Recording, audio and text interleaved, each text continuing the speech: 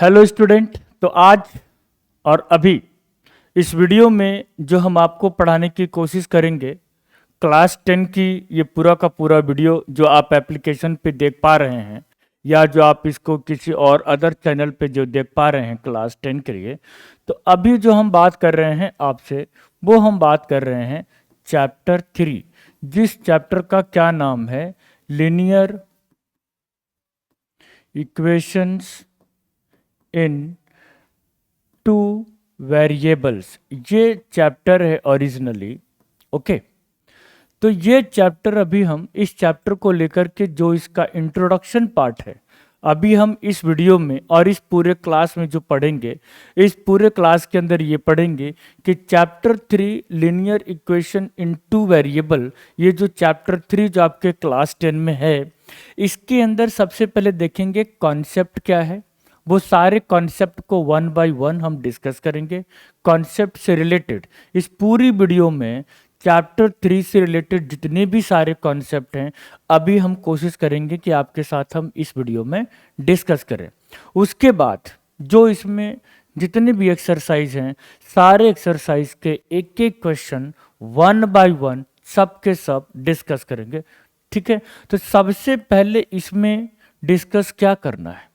सबसे पहला पार्ट ये है कि आखिर ये समझना है कि लीनियर इक्वेशन कहते किसे हैं। ये जो चैप्टर एकदम बिल्कुल जीरो से लेकर के टॉप लेवल तक, जो भी क्लास 10th में जो बच्चे बिल्कुल स्क्रैच, जिसको कुछ नहीं मालूम है, वो बच्चे भी इस वीडियो को देख सकते हैं। और जिस बच्चों को अच्छा खासा नॉलेज है, वो अपने आप में इम्प्रूवमेंट चाहते हैं, उन बच्चों के लिए भी है। तो आप इसको धीरे बाय धीरे, मतलब स्टेप बाय स्टेप बिल्कुल पढ़ते रहिए। तो सबसे पहले जो डिस्कस करेंगे वो डिस्कस करेंगे लीनियर इक्वेशन। लेकिन आपके सिलेबस में जो कवर है, आपके सिलेबस में क्या कवर है, टू वेरिएबल। तो हम यहाँ पर ये भी पढ़ेंगे कि आखिर लीनियर इक्वेशन जब टू वेरिएबल्स है तो क्या वन वेरिएबल का भी इसका मतलब ऑप्शन होगा, इसका मतलब थ्री वेरिएबल का भी ऑप्शन होगा। लेकिन आपके सिलेबस में टू वेरिएबल है। सबसे पहला पार्ट जो हमें डिस्कस करना है वो ये डिस्कस करना है। उसके बाद इसमें जो डिस्कस करना है, एक तो डिस्कस करना है कि सर कोई सा भी लाइन इंटरसेक्टिंग लाइन है, या कोई लाइन पैरेलल लाइन है, या कोई लाइन को इंसिडेंट लाइन्स है। कौन सा लाइन है, को इंसिडेंट लाइन है। तो कोई सा भी दो इक्वेशन, क्योंकि टू वेरिएबल है तो दो इक्वेशन होगा जो हम आगे डिस्कस करने वाले हैं। तो वो जो दो इक्वेशन जो हमारे पास है, वो दो इक्वेशन इंटरसेक्टिंग लाइन का है, या पैरेलल लाइन का है, या कोइंसिडेंट लाइन का है, ये मुझे कैसे पता लगे, कैसे डिसाइड करें, इसके पीछे क्या कॉन्सेप्ट है, वो सब डिस्कस हम करेंगे। ठीक है, इसमें कॉन्सेप्ट आता है A1 का, B1 का, C1 का, A2 का, B2 का, C2 का। ये क्या है, ये भी डिस्कस करेंगे। उसके बाद जब आपका A1 B1 C1 सब कुछ हो जाएगा तो उसके बाद ये जो इक्वेशन है, इस इक्वेशन को सॉल्व करने के लिए आपके पास मेथड भी है। क्या है, आपको जो दिया गया है वो मेथड दिया गया है, और इसमें टोटल दो मेथड है। जो फर्स्ट मेथड है वो है सब्स्टिट्यूशन मेथड। कौन सा मेथड है, सब्स्टिट्यूशन मेथड। और जो दूसरा मेथड जो आपके साथ डिस्कस करना है वो है एलिमिनेशन मेथड। क्या है वो, एलिमिनेशन मेथड। तो इस तरीके से अगर आप देखें तो जो chapter 3 linear equation in two variable है, उसके अंदर ये टोटल अभी कुछ कॉन्सेप्ट डिस्कस करना है। और ये सारे के सारे कॉन्सेप्ट अभी हम वन बाय वन आपके साथ डिस्कस करेंगे। तो पहला डिस्कस क्या करेंगे आपके साथ नेक्स्ट स्लाइड में, कि linear equation in two variable क्या है। सबसे पहले समझिए कि जो इक्वेशन का जो कॉन्सेप्ट है, इक्वेशन का सबसे पहला इसमें आपके लिए समझना जरूरी है, जो आपके सिलेबस में भी है, वो है लीनियर इक्वेशन। उसके बाद दूसरा पार्ट जो आपको समझना जरूरी है, जिसको बोलते हैं क्वाड्रेटिक इक्वेशन। और थर्ड आपको समझना जरूरी है क्यूबिक इक्वेशन। क्यूबिक इक्वेशन ठीक है।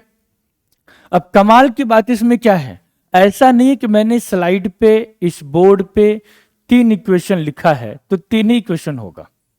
इसके आगे और भी इक्वेशंस हैं, बट वो अभी आपको समझने की कोई ज़रूरत नहीं है, बिकॉज आपके अभी सिलेबस में है नहीं। ठीक है, हालांकि ये भी सिलेबस में नहीं है, लेकिन फिर भी एज ए नॉलेज एक आपके पास होना चाहिए कि जो इक्वेशन जो हम चैप्टर पढ़ने जा रहे हैं वो उस चैप्टर में ऐसा क्या है।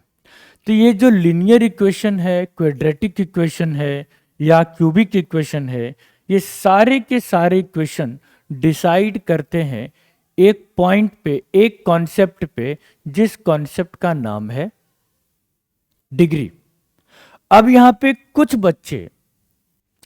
बच्चों को मालूम होगा कि डिग्री क्या है, लेकिन जैसा कि मैंने वीडियो के स्टार्टिंग में कहा आपको कि ये वीडियो उन तमाम बच्चों के लिए भी है जो बिल्कुल स्क्रैच से पढ़ना चाहते हैं, जो मैथ्स में वाकई में इंटरेस्ट डेवलप करना चाहते हैं, जिनका थोड़ा सा कहीं न कहीं फाउंडेशन किसी न किसी वजह से कमजोर रह गया है, उन बच्चों के लिए भी ये वीडियो है। अब यहाँ पे डिग्री समझते हैं, फिर हम वापस इसी स्लाइड पे आएंगे। यहाँ पे जो डिग्री का मतलब है, मतलब मैथ्स के अंदर जो डिग्री का मतलब है वो क्या है, यहाँ पे डिग्री का मतलब है हाईएस्ट पावर। क्या मतलब है? Highest power in an equation. किसी भी इक्वेशन के अंदर जो हाईएस्ट पावर होता है हम उसको डिग्री कहते हैं। सर एग्जांपल देके समझाइए। बिल्कुल समझिए। अब जैसे 5x² क्या है? 5x² plus 7x plus 11। दूसरा एग्जाम्पल लीजिए कि 7x³ plus 8x² plus 2x plus 15। तीसरा इक्वेशन लीजिए 3x⁻10 plus 4x⁻12 plus 2x plus 17। Next equation लीजिए तो 7x प्लस 11। अच्छा, नेक्स्ट इक्वेशन एक और लीजिए, क्या? 17 ओनली। अब इसमें हमने अभी आपके सामने टोटल 5 एग्जाम्पल्स लिखे हैं, और ये 5 के 5 एग्जाम्पल्स को आप लाइन बाय लाइन समझिए कि हम समझाना क्या चाह रहे हैं, क्या है इक्वेशंस का मतलब। ठीक, इक्वेशन समझ लिए। सॉरी, डिग्री का क्या मतलब है? Degree highest power. मैंने क्या बोला? हाईएस्ट पावर किसी भी एक पर्टिकुलर इक्वेशन में हम उसी को डिग्री कहते हैं। तो 5x² प्लस 7x प्लस 11, इसके अंदर देखें तो पावर 2 है, यहां कुछ नहीं है तो पावर 1 है, यहां तो वेरिएबल है ही नहीं। तो 2 और 1 में बड़ा नंबर कौन है? ऑब्वियसली 2। तो इसीलिए इस इक्वेशन का जो डिग्री होगा वो क्या होगा? 2 होगा। ध्यान सुनिए, मैं दोबारा बोल रहा हूं, जब तक ये सब कॉन्सेप्ट क्लियर नहीं होगा आगे मैथ्स पढ़ने का कोई बेनिफिट नहीं, कोई मतलब नहीं बनता है। 5x² plus 7x plus 11, 5x का पावर 2 है, 7x का पावर नहीं है, it mean there is 1 only. तो 2 and 1 में जो मैक्सिमम जो पावर है, जो बड़ा नंबर है वो 2 है, और जो हाईएस्ट नंबर होता है, जो लार्जेस्ट नंबर होता है वही डिग्री है, particular for this equation only. 7x³ 8x² plus 2x plus 15। अब इसमें ये 3 है, ये 2 है, कुछ नहीं है तो 1 है। When we compare 3, 2 and 1, what is the largest number? Obviously 3। तो इस इक्वेशन के लिए जो डिग्री होगा वो 3 होगा। ओके, अब हम ऑप्शन नंबर 3 की बात करें या क्वेश्चन नंबर 3 की बात करें। 3x का पावर 10, 4x का पावर 12, 2x का पावर कुछ नहीं है तो 1। तो 10, 12 and 1, मैक्सिमम पावर क्या है? ऑब्वियसली 12। तो इसका मतलब इसका डिग्री 12 होगा। अब कई बार बच्चे बोलेंगे सर ये इसको डिग्री वाइज लिखिए ना सर, ये तो पहले होना चाहिए था, ये बाद में होना चाहिए था। भाई साहब, एग्जामिनर क्वेश्चन आपसे पूछ के थोड़े ना बनाएगा, वो तो कैसे भी दे सकता है। आपको आंसर लिख के आना है। आप आंसर में ये लिख के नहीं आएंगे कि इसको पहले करो इसको बात करो, आप उसको अरेंज करिए ना, आंसर में क्या दिक्कत है। लेकिन क्वेश्चन तो आपके हिसाब से आएगा नहीं। 7x + 11, अब यहां पे पावर कुछ नहीं है तो इट मीन्स 1, यहां पे तो वेरिएबल ही नहीं है, तो इस क्वेश्चन के अंदर जो डिग्री है वो 1 है। डिग्री में क्या बोलना चाह रहा हूं, बार बार बोल रहा हूं, highest power in an equation, जिस पर्टिकुलर इक्वेशन में जो हाईएस्ट पावर होगा वही इक्वेशन होगा। Got it. अब 17 है, इसके अंदर कोई पावर ही नहीं है, तो क्या मैं इस 17 को 17 इंटू एक्स का पावर 0 लिख सकता हूं।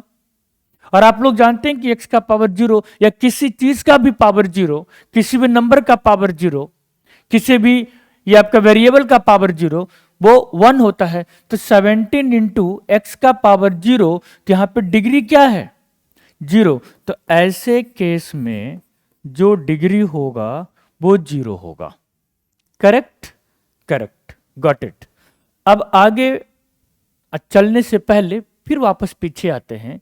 इक्वेशंस की बात हम लोगों ने अभी इनकम्प्लीट किया था, फिर से वापस इस स्लाइड में आते हैं। जो इक्वेशन हम लोग डिसाइड करते हैं वो होता है linear equation, quadratic equation, cubic equation, और भी इक्वेशन है बट अभी हम उसको नहीं स्टडी करेंगे।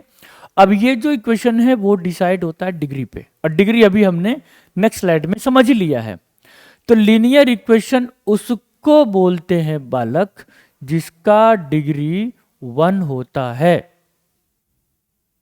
Yes, got it, got it. Linear equation उसको बोलते हैं जिस इक्वेशन का डिग्री 1 होता है। ओके, क्वाड्रेटिक इक्वेशन उसको बोलते हैं जिसका डिग्री 2 होता है, और क्यूबिक इक्वेशन उसको बोलते हैं जिसका डिग्री 3 होता है। यस, तो ये है, मैं सबसे पहले समझना पड़ेगा कि जो हम चैप्टर पढ़ने जा रहे हैं वो चैप्टर का बैकग्राउंड क्या है, वो चैप्टर का थीम क्या है, पता तो चले, तभी तो हम क्वेश्चन सॉल्व करेंगे। और वो क्वेश्चन कितना गलत है, उसका आंसर कितना गलत है, आंसर कितना सही है, वो तभी समझ में आने वाला है जब आपका कॉन्सेप्ट क्लियर होगा। तो इक्वेशंस पहले समझ लिए हम लोगों ने, लेकिन लेकिन लेकिन लीनियर इक्वेशन तो समझ लिया, लीनियर इक्वेशन तो समझ लिया, साथ में समझना इन 2 वेरिएबल्स। क्या समझना है, इन 2 वेरिएबल्स। इक्वेशन तो समझ लिए, अब लीनियर इक्वेशन जब समझ में आ गया, उसके बाद जो पहला, अभी जो इस स्लाइड में जो पहला कॉन्सेप्ट खत्म हो जाएगा हमारा, वो क्या है, वो ये है कि सर अभी हमने समझा लीनियर इक्वेशन, लेकिन इस चैप्टर का सर नाम है लीनियर इक्वेशन इन 2 वेरिएबल्स। लीनियर इक्वेशन तो समझ में आ गया, क्या समझ में आ गया कि जिस इक्वेशन का डिग्री 1, करेक्ट। अब यहां पे 2 वेरिएबल समझिए। वेरिएबल्स का मतलब सिंपल लैंग्वेज में समझिए, आप सब 10th में हैं, आप सब ने अल्फाबेट पढ़ा होगा, जैसे ABCDEFGHZ तक। इसका मतलब जो वेरिएबल है वो A से लेकर के Z तक आपने पढ़ा। Got it. तो जो आप सुनते हैं जनरली कि X and Y, A and B, रटिए मत भाई। हो सकता है ना मेरी मर्जी P एंड Q हो। कई बच्चे बोलते हैं सर क्या P एंड Q आएगा क्या जब मैं लाइव क्लास लेता हूं, क्योंकि ये तो आप देख रहे हैं पूरा रिकॉर्डेड क्लास, ये तो प्रॉपर रिकॉर्ड किया हुआ है, सामने कोई स्टूडेंट नहीं है। ना तो हम अभी 1 वे क्लास ले रहे हैं, ना हम अभी 2 वे क्लास ले रहे हैं, ना तो पांडे एकेडमी के एप्लीकेशन पे क्लास ले रहे हैं अभी, ना ही हम जूम पे क्लास ले रहे हैं। ये प्रॉपर रिकॉर्ड किया गया है आप लोगों के लिए एज ए बैकअप, क्योंकि रात को 12-12 बजे 1-1 बजे आप लोग सर को कॉल करके नहीं पूछेंगे। तो ये मैंने एज ए बैकअप, आप हमसे पढ़ रहे हैं या नहीं भी पढ़ रहे हैं, तो एज ए बैकअप मैं ये आप लोगों को पूरा का पूरा फैसिलिटी प्रोवाइड करा रहा हूं। पूरी एनसीईआरटी, पूरी आरटी शर्मा, पूरी एग्जाम्पलर और पिछले 15 साल का प्रीवियस ईयर क्वेश्चन पेपर, सारा प्रॉपर रिकॉर्ड कर रहा हूं, काफी हद तक हो गया है, ये सब आप लोगों को मैं दे रहा हूं। Got it? ओके, तो अब समझेंगे कि वेरिएबल्स क्या। तो A to Z, इसमें से टू वेरिएबल का मतलब any two letter from 26 letter, क्योंकि A to Z कितने लेटर होते हैं? From sorry A to Z, ये आपके टोटल 26 लेटर होते हैं। इस टोटल 26 लेटर में से कोई सा भी दो लेटर, उसको बोलते हैं वेरिएबल। एग्जाम्पल के तौर पे 5x plus 7y is equal to 11 suppose. तो यहां पे देखिए एक लेटर x है और एक लेटर y है, there are two letter, so that's why this is the example of two variable, that's it. Got it? ये मतलब है हमारा। सेकेंड एग्जाम्पल में लिख सकता हूं 10a plus 11b is equal to 21। a and b दो लेटर। मैं और क्या लिख सकता हूं? 8p plus 9q is equal to 15। p and q दो लेटर। और मैं लिख सकता हूं 7c plus 11d is equal to 15। c and d दो लेटर। तो रटने की जरूरत नहीं है कि सर मुझे x एंड y नहीं है, सर a एंड b नहीं है, p एंड q हो सकता है कि नहीं, r एंड, भाई साहब टोटल 26 लेटर में से कोई सा भी दो लेटर हो सकता है। Got it? तो सबसे पहला जो कॉन्सेप्ट था इस चैप्टर का, जो हम पूरा इंट्रोडक्शन पढ़ रहे हैं, उसमें से फर्स्ट कॉन्सेप्ट था लीनियर इक्वेशन इनटू वेरिएबल। मैंने कोशिश किया है आप तक अपनी बात आप तक पहुंचाने की। इन केस अगर आपको डाउट है, अगर आप इस वीडियो को एप्लीकेशन में देख रहे हैं तो वहाँ पर चैट का ऑप्शन है। अगर आप इसको यूट्यूब पे देख रहे हैं तो वहाँ पर मेरा कॉन्टैक्ट नंबर भी है और चैट का ऑप्शन तो वहाँ पर होता भी है। डायरेक्टली आप हमसे बात कर सकते हैं चैट के जरिए, इस तरीके से। सेकंड पार्ट हम आपको जो आज अभी टीच करेंगे कि एक तो इंटरसेक्टिंग, दूसरा पैरेलल और तीसरा कोइंसिडेंस। अब यहां पर समझिए क्या कि जो यहां पे लाइंस हैं, क्या कौन सा लाइन? ये देखिए जो लाइन है, यहां पे जो लाइन है, एक होता है जिसको बोलते हैं इंटरसेक्टिंग लाइंस, आपके जो सिलेबस में है। दूसरा जो है, जो आपके सिलेबस में है, वो है पैरेलल लाइन। और तीसरा और थर्ड जो है, जो आपके सिलेबस में है, वो है कोइंसिडेंट लाइंस। ये तीन लाइन आपके सिलेबस में है। और आप सब जानते हैं कि इंटरसेक्टिंग लाइन का मतलब क्या? जब एक लाइन दूसरे लाइन को इंटरसेक्ट करेगा तो हम उसको इंटरसेक्टिंग लाइन का एग्जाम्पल देंगे या बोलेंगे। लेकिन सर आप तो 10th में हैं, हेलो, लेकिन आप तो क्या है, आप तो 10th में है, तो क्या आपके लिए ये बोलेगा कि लाइन पी क्यू और लाइन ए बी इंटरसेक्टिंग है कि नहीं? नहीं, आपके लिए ये नहीं बोलेगा। अब आप लोग 10th में आ गए हैं। इससे थोड़ा सा अपडेट वर्जन में आपसे पूछा जाएगा कि आपको दो इक्वेशन दिए जाएंगे, उस दो इक्वेशन को बिना सॉल्व किए आपको ये डिसाइड करना है कि वो दो इक्वेशन इंटरसेक्टिंग लाइन का है या नहीं है। वो दो इक्वेशन जो टू वेरिएबल में होगा, वो दो इक्वेशन पैरेलल लाइन का है या नहीं है। वो दो इक्वेशन जो टू वेरिएबल का है, वो कोइंसिडेंट लाइन का एग्जाम्पल या इक्वेशन है या नहीं है। आपसे ये पूछा जाएगा। ये नहीं पूछा जाएगा कि बालक ये दो लाइन है, ये इंटरसेक्टिंग है कि पैरेलल है कि कोइंसिडेंट है। आपसे ये नहीं पूछा जाएगा। पैरेलल लाइन आप लोग जानते हैं कि जब लाइन और ये लाइन एल और लाइन एम, जब दोनों के बीच में डिस्टेंस एग्जैक्ट सेम हो तो हम उसको पैरेलल लाइन कहते हैं। कोइंसिडेंस लाइन क्या? कि जैसे लाइन एल है और यही लाइन एम है, लाइन एल और एम जब दोनों एक दूसरे पे ही लाई करता है तो हम उसको कोइंसिडेंट लाइंस कहते हैं। सर ये बात तो समझ में आ गई, लेकिन इक्वेशन के बेस पे कैसे डिसाइड करेंगे? सर इक्वेशन के बेस पे डिसाइड करने से पहले आपको समझना पड़ेगा क्या, वो देखिए। जैसे मैं एक एग्जांपल लिखता हूं 7x plus 12y is equal to 15। पहला, ये मैंने अभी एक इक्वेशन लिखा है। दूसरा इक्वेशन लिखता हूं, क्या है कि 14x plus 24y is equal to 30। ये है।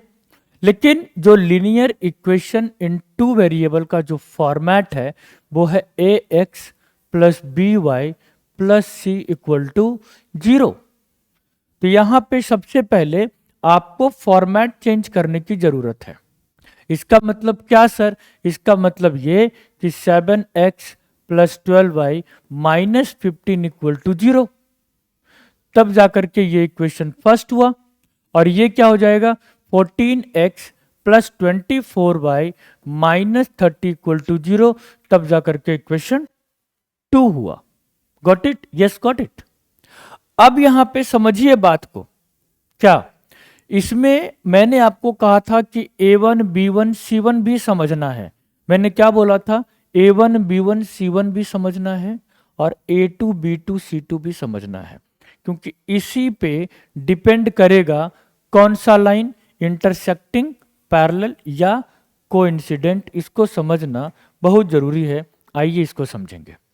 तो जो a1 b1 c1 है 1, मतलब that is related to equation 1 only.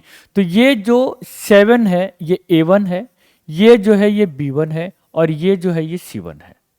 Equation 2 से a2, इक्वेशन 2 से ही b2 और इक्वेशन 2 से ही c2।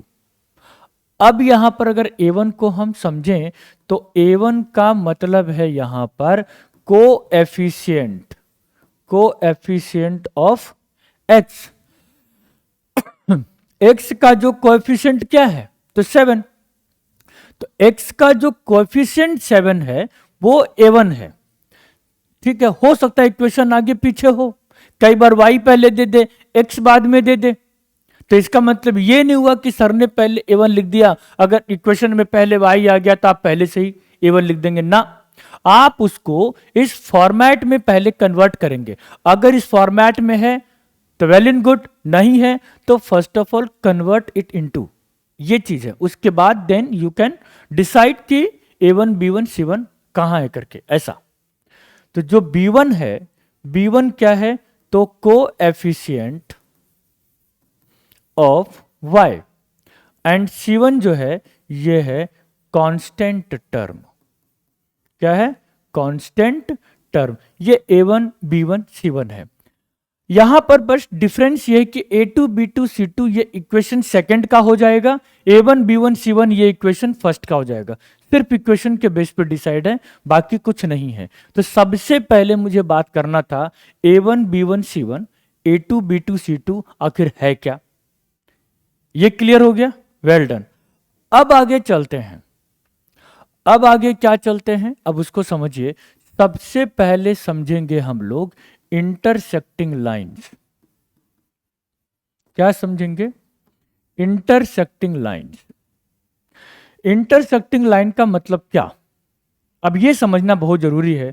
अब जब इंटरसेक्टिंग लाइन को हम लोग एक्सप्लेन जब करेंगे तो आप लोगों को मालूम है कि जब लाइन एक दूसरे को इंटरसेक्ट करती है तो हम उसको इंटरसेक्टिंग लाइंस का एग्जाम्पल समझते हैं। ये बात मैंने मान लिया, लेकिन यहां पे जो समझने की जरूरत है थोड़ा सा उसको समझिए।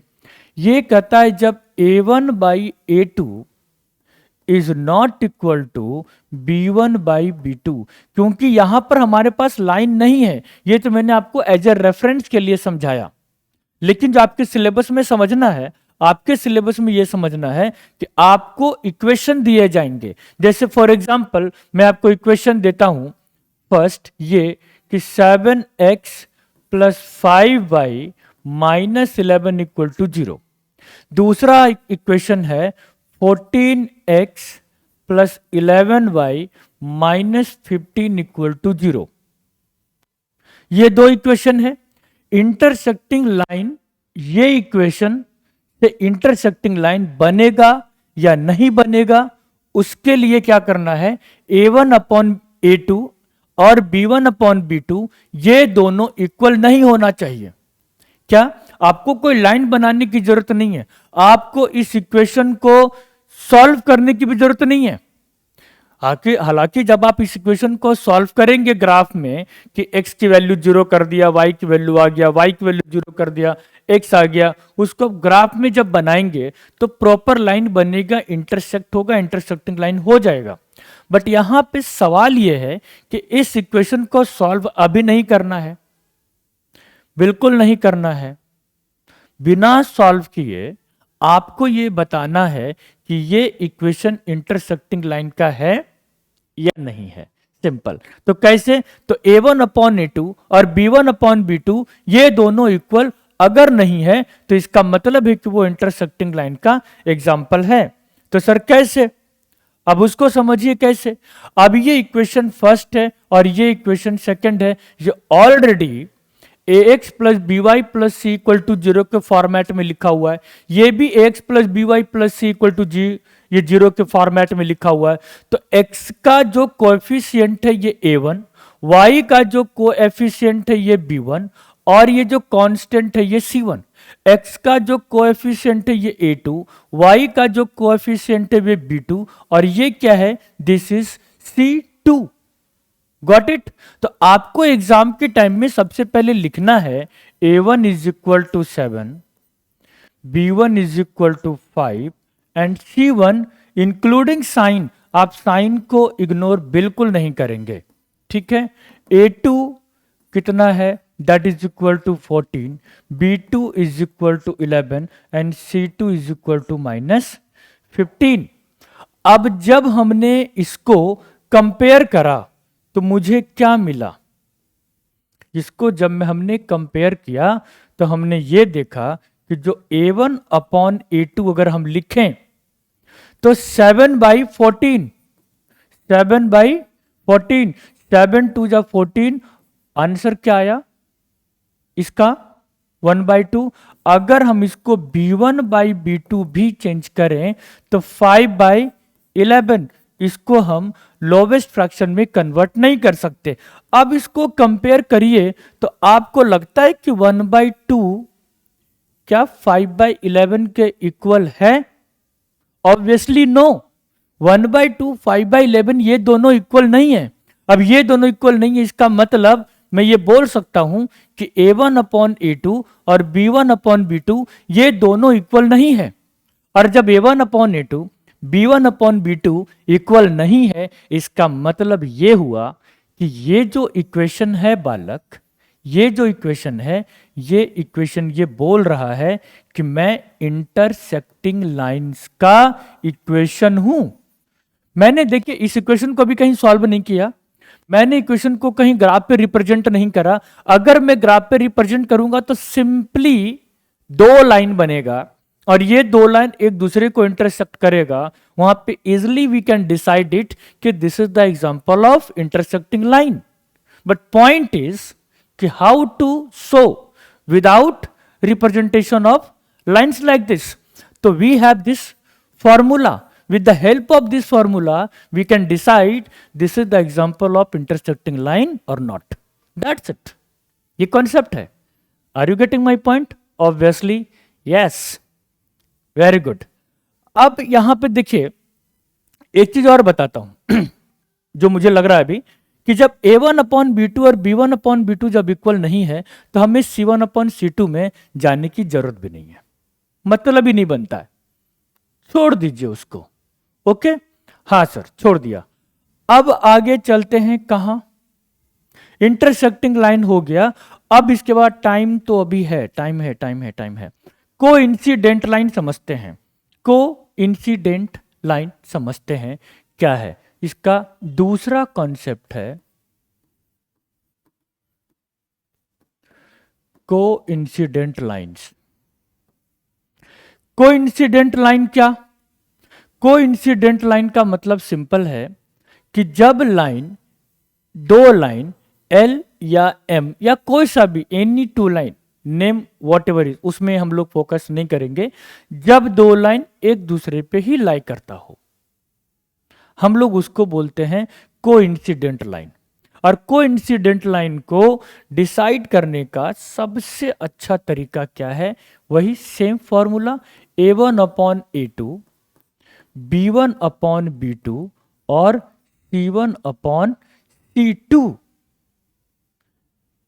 सिंपल। अब मैं इक्वेशन देता हूं आपको, जैसे 2x plus 5y plus 7 equal to 0।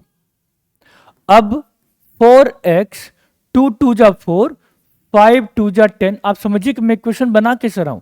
इसको 2 से मल्टीप्लाई किया, इसको भी 2 से मल्टीप्लाई करो और 7 को भी 2 से मल्टीप्लाई करो, 14 इक्वल टू 0। So simple. इसके लिए भी मैं बाद में और भी क्लास लूंगा।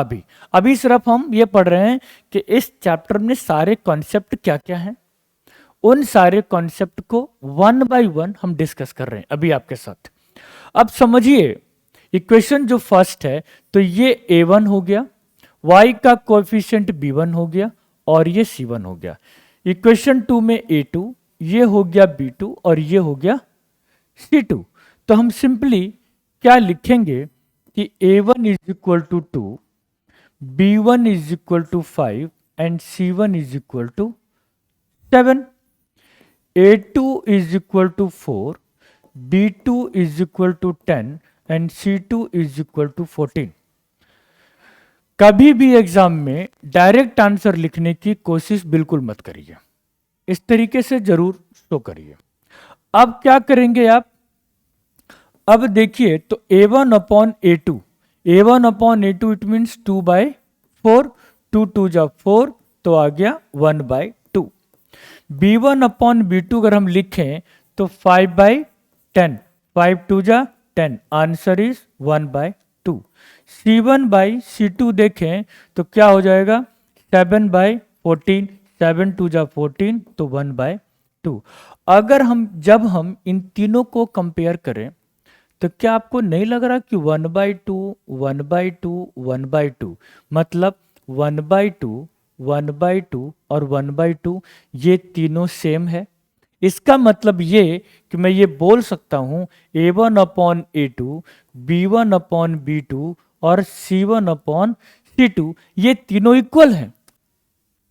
मैंने इस पूरे इक्वेशन को या दोनों इक्वेशन को मैंने कहीं भी ग्राफ में रिप्रेजेंट नहीं किया, कहीं भी शो नहीं किया, कहीं भी इसका कैलकुलेशन नहीं करा। मैंने सिंपली इस चैप्टर के कॉन्सेप्ट के according a1 upon a2, b1 upon b2 and c1 upon c2 हमने कैलकुलेट करा, देन हमने कंपेयर करा तो हमने ये देखा कि a1 upon a2, b1 upon b2 and c1 upon c2 all are equal. It means on this base we can say that कि ये कोइंसिडेंट लाइन का एग्जाम्पल है। बात खत्म। क्या कोइंसिडेंट लाइंस का एग्जाम्पल है, हो गया कंप्लीट। अब इसके बाद एक और कॉन्सेप्ट है जो इसका थर्ड है, तो वो क्या है, पैरेलल लाइंस। पैरेलल लाइंस आप लोग जानते हैं, जब दो लाइन के बीच का जो डिस्टेंस होता है वो एग्जैक्ट जब इक्वल हो तो हम उसको पैरेलल लाइन का एग्जाम्पल समझते हैं। सिंपल। तो क्या बोलता है इसमें कि a1 upon a2, b1 upon b2 and not equal to c1 upon c2। a1 upon a2, b1 upon b2 और c1 अपॉन c2 ये इक्वल नहीं है लास्ट में, तो इसका मतलब कि वो पैरेलल लाइन का एग्जाम्पल है। मैं आपको एग्जाम्पल देता हूं, समझिए। मैं इसको यहीं पे लिखता हूं, क्या है, सपोज कि 5x plus 8y plus 3 equal to 0। 5 3 जा 15, 8 3 जा 24y और 3 3 जा 9 नहीं लिखना है क्योंकि ये इक्वल नहीं है, तो प्लस 11 इक्वल टू 0। अब ये इक्वेशन फर्स्ट हो गया और ये इक्वेशन सेकंड हो गया। हाँ सर, ये बात तो हो गई, चलिए बहुत शानदार। अब ये a1 है, b1, this is c1, this is a2, this is b2 and this is c2। अब क्या करेंगे, तो a1 अपॉन a2 इसको लिखिए, तो 5 बाई 15 सॉल्व करेंगे तो 5 3 जा 15, 1 बाई 3। B1 अपॉन B2 इसका मतलब 8/24, 8 3 जा 24, तो ये हो गया 1/3, एंड C1 अपॉन C2 इसका मतलब 3/1। ये सॉल्व हो ही नहीं सकता, है ना। तो अब इसके बिहाफ पे अगर हम डिसाइड करना चाहें तो क्या कर सकते हैं, 1/3 is equal to 1/3 is not equal to I think 3/11। yes or no? 1/3 or 1/3 equal, but that is not equal to 3/11. So on this base we can say कि A1 upon A2 that is equal to B1 upon B2 and is not equal to C1 upon C2।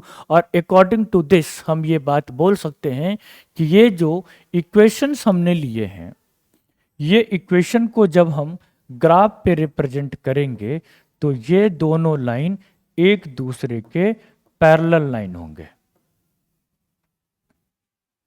बात समझ में आई? तो फिर से देखें, सबसे पहले हमने लीनियर इक्वेशन डिस्कस किया, फिर हमने टू वेरिएबल डिस्कस किया, A1 B1 C1 A2 B2 C2 discuss किया, इंटरसेक्टिंग लाइन डिस्कस किया, पैरेलल लाइन डिस्कस किया और कोइंसिडेंट लाइन डिस्कस किया। अब क्या डिस्कस करेंगे कि सर ये जो इक्वेशन है, चलो ये समझ गए, क्या x की वैल्यू भी तो निकालने के लिए पूछेगा ना, y की वैल्यू भी निकालने के लिए पूछेगा ना। तो इस चैप्टर के अंदर अब लास्ट कॉन्सेप्ट क्या है कि अगर आपसे पूछता है कि find x and y, x and y जो भी दो इक्वेशन है उसमें x और y की वैल्यू निकालिए, तो निकालेंगे, क्योंकि इंटरसेक्टिंग लाइन से आप सिर्फ डिसाइड कर सकते हैं कि वो इक्वेशन जो भी आपको दिया गया है वो इंटरसेक्टिंग लाइन का इक्वेशन है या नहीं है, पैरेलल लाइन का इक्वेशन है या नहीं है, कोइंसिडेंट लाइन का इक्वेशन का एग्जाम्पल है या नहीं है। लेकिन जब आप बारी आ गए कि sir what is the value of x and what is the value of y, how can we calculate, तो इस क्लास 10th में इस चैप्टर के अकॉर्डिंग आपके पास टोटल दो मेथड है। सबसे पहला जो मेथड है उसका नाम है सब्स्टिट्यूशन मेथड, और जो सेकंड मेथड है उसका नाम है एलिमिनेशन मेथड। ये दो मेथड है जो अभी आपको पढ़ना है। अब सवाल है कि सब्स्टिट्यूशन क्या और एलिमिनेशन क्या, दोनों का एग्जाम्पल अभी हम 1 बाय 1 देंगे, ठीक है। तो सबसे पहले समझते हैं क्या सब्स्टिट्यूशन मेथड क्या है, एग्जाम्पल देके समझाऊंगा। सब्स्टिट्यूट का मतलब समझिए क्या, सब्स्टिट्यूट का सिंपल सा मतलब है कि जो भी आप करना चाह रहे हो उसका एक alternate, that is the example of substitute. Example के तौर पे सपोज मैं आपके घर चाय पीने आता हूं, ठीक, तो आप लोग क्या पूछते हैं अपने गेस्ट से या हमसे, क्या पूछेंगे, सर टी या कॉफी। तो जो टी या कॉफी है, तो कॉफी टी का क्या है, ऑल्टरनेट है। इसका मतलब उसी ऑल्टरनेट को हम लोग बोलते हैं कि जो कॉफी है वो टी का सब्स्टिट्यूट है। उसी तरीके से टी भी कॉफी का ऑल्टरनेट है, तो टी कॉफी का क्या है, सब्स्टिट्यूट है। बस वर्ड चेंज है, बाकी ये बॉटम लेवल पे अगर हम कॉन्सेप्ट को देखें दैट इज एग्जैक्टली सेम। तो सब्स्टिट्यूशन मेथड में एक मैं इक्वेशन, एक एग्जांपल लेके चलता हूं बहुत इजी वाला, x plus y is equal to 10, x plus y is equal to 10, और हमने दूसरा ले लिया x minus y equal to 6, suppose मैंने ऐसा ले लिया।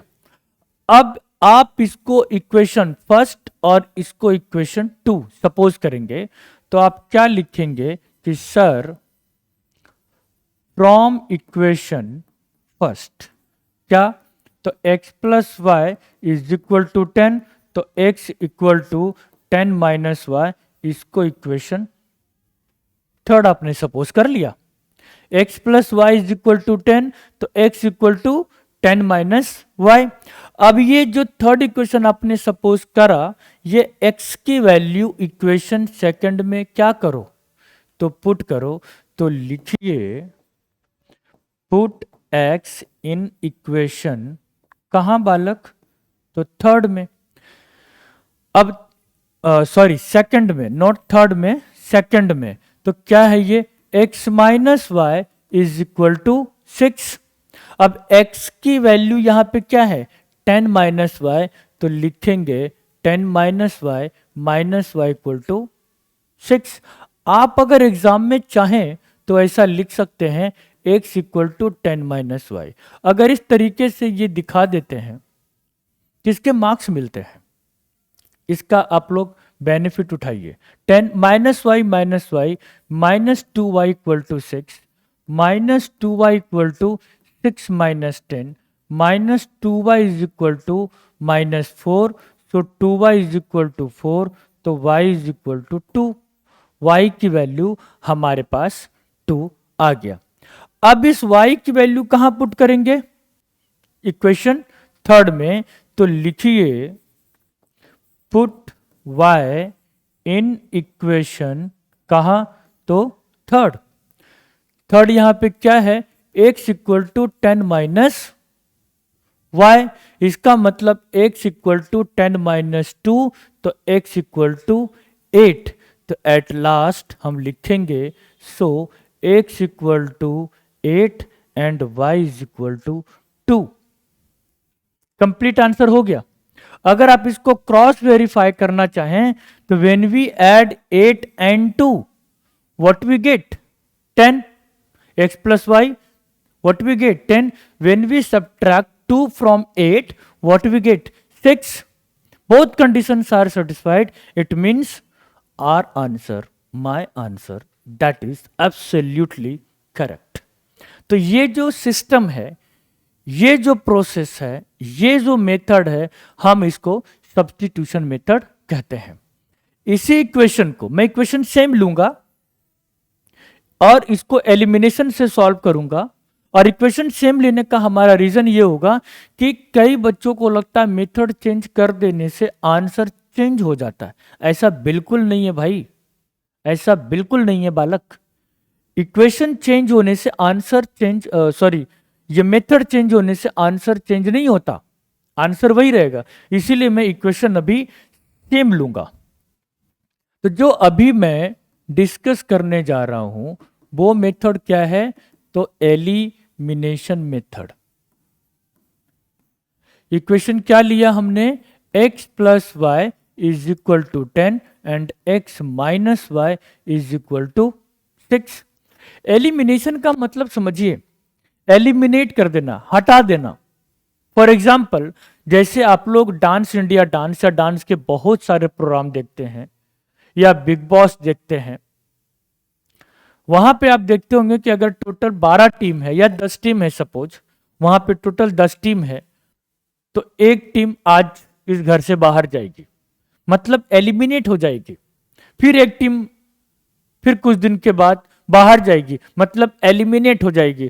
तो वो जो टोटल 10 टीम था, जो टीम लास्ट तक रह जाती है वही विनर हो जाता है, ठीक है। बट यहां पर तो विनर का मुद्दा है नहीं। एलिमिनेशन का मतलब है कि किसी एक को रिमूव करना है। यहां पे एक एक्स है, दूसरा वाई है। अब जो एक एक्स है और जो दूसरा वाई है उसका क्या, तो उसको थोड़ा सा समझिए। तो इसको equation first and equation 2।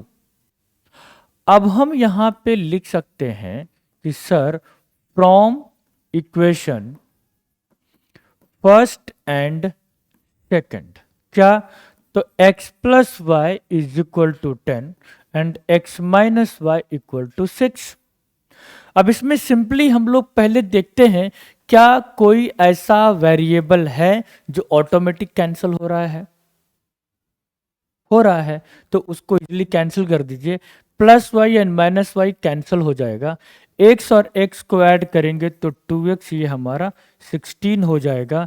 x equal to 16 by 2, 2 8 2 8 जा 16, तो x इक्वल टू 8 हो गया। वाओ।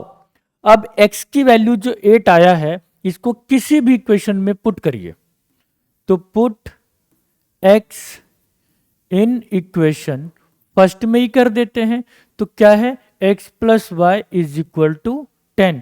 x की वैल्यू है 8, 8 plus y is equal to 10, y is equal to 10 minus 8 and y is equal to 2। तो एट लास्ट में लिख सकते हैं so x equal to 8 and y equal to 2। अब गौर से देखिए, यहां भी एक सेट आया है, यहां भी एक सेट आया है, यहां पर y2 आया है और यहां पर भी y2 आया है। मेथड चेंज करने से आंसर चेंज नहीं होता, ये कंफर्म है। तो अभी जो हमने डिसाइड किया आपके साथ, जो अभी हमने जो पढ़ाया आपको, चैप्टर 3 के जितने भी सारे कॉन्सेप्ट थे वो सारे कॉन्सेप्ट हमने आपके साथ कवर किया। अगर आप YouTube पे देख रहे हैं तो कमेंट करके बता सकते हैं, अगर आप पांडे एकेडमी एप्लीकेशन पे देख रहे हैं तो आप इसको वहां पर भी चैट करके बता सकते हैं। Thank you so much. जय हिंद।